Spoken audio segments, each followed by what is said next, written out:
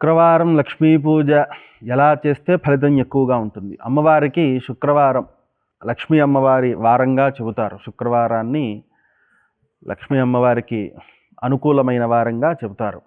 మనకు నవగ్రహాల్లో కూడా శుక్రవారానికి ఇంద్రుడు, ఇంద్రాణి అనేటటువంటి దేవతలు అధిదేవతలు. వాళ్ళిద్దరూ దేనికి ప్రతీకలంటే సౌభాగ్యానికి, అలాగే సంతానానికి, అలాగే భార్యాభర్తల అన్యోన్యానికి ఆ ఇద్దరు దేవతలు ఇంద్రుడు, ఇంద్రాణి.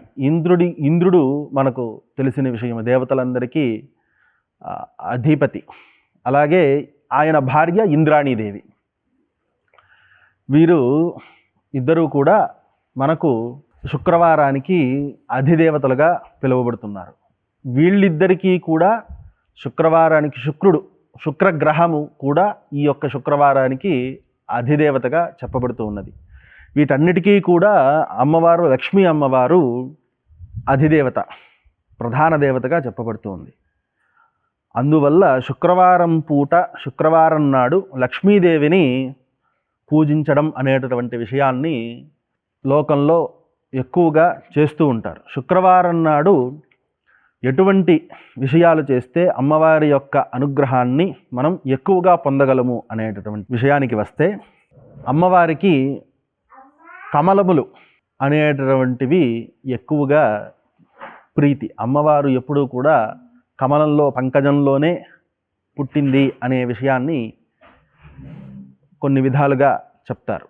అందువల్ల కమలవాసిని అని కూడా పేరు, అంటే కమలంలో ఉండేటటువంటిది అనే పేరు కూడా అమ్మవారికి ఉంది.